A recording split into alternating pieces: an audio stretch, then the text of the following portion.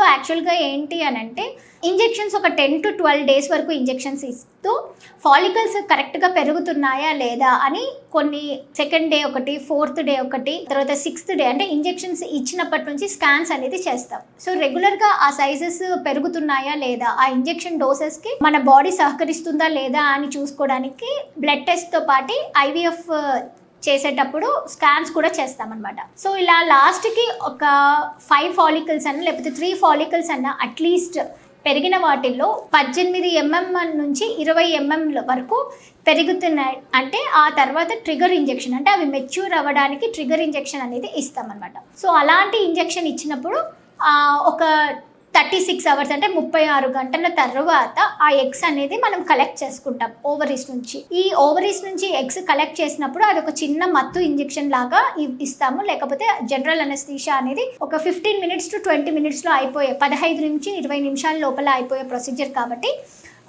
చిన్న మత్తు అనేది ఇచ్చేసి ఎగ్స్ని కలెక్ట్ చేస్తామన్నమాట. ఆ ఎగ్స్ని కలెక్ట్ చేసిన తర్వాత భర్త కణాలను తీసుకొని వాష్ చేసిన తర్వాత మంచిగా ఉన్నాయా లేదా అని మైక్రోస్కోప్ కింద చూసి వాటిని ఇంజెక్ట్ చేశాక 5 రోజుల నుంచి 6 రోజుల వరకు స్టడీ చేస్తారు. సో స్టడీ చేసిన తర్వాత Day 5, Day 6 ఎంబ్రియోస్ అని చెప్తాం. సో ఇవి ఏంటంటే గర్భసంచిని మనము పొరని బాగా ఇంక్రీజ్ చేసి 8 mm వరకు పొరని ఇంక్రీజ్ చేశాక ఆ బేబీస్ అతుక్కునే టైంలలో మనం పెడతాం అనమాట. సో అలా పెట్టడం వల్ల ఏమవుతుంది అని అంటే టైంగా అంటే ఇంతకుముందు పికప్ అయిపోయిన 5 రోజులకు 6 రోజులకే పెట్టేవాళ్ళు. సో వాళ్ళలో ఏంటి అంటే పీసీఓడి ప్రాబ్లం ఉన్న వాళ్ళకి ఎక్కువ కాంప్లికేషన్స్ లేకపోతే ఆ స్ట్రెస్ ముందర ఉన్నందు వల్ల వాళ్ళకి ప్రెగ్నెన్సీ ఫెయిల్యూర్స్ ఎక్కువ అయ్యాయి, ఇంప్లాంటేషన్ ఫెయిల్యూర్స్ అయ్యేవి అనమాట. సో అందుకని ఇప్పుడు ఫ్రోజన్ ఎంబ్రియో టెక్నిక్ యూస్ చేయడం వల్ల ఒక 1 month టైం తీసుకొని ఆ ఎంబ్రియోస్ అనేది పెడితే పేషెంట్ కూడా తనకి ముందుగా ఉన్న కాంప్లికేషన్స్ లేకపోతే ఆ స్ట్రెస్ అనేది తక్కువైపోయి ప్లస్ ఓవరీస్ నార్మల్ సైజ్కి వచ్చినప్పుడు పెడితే మాత్రం సక్సెస్ రేట్ అనేది చాలా వరకు పెరుగుతుంది.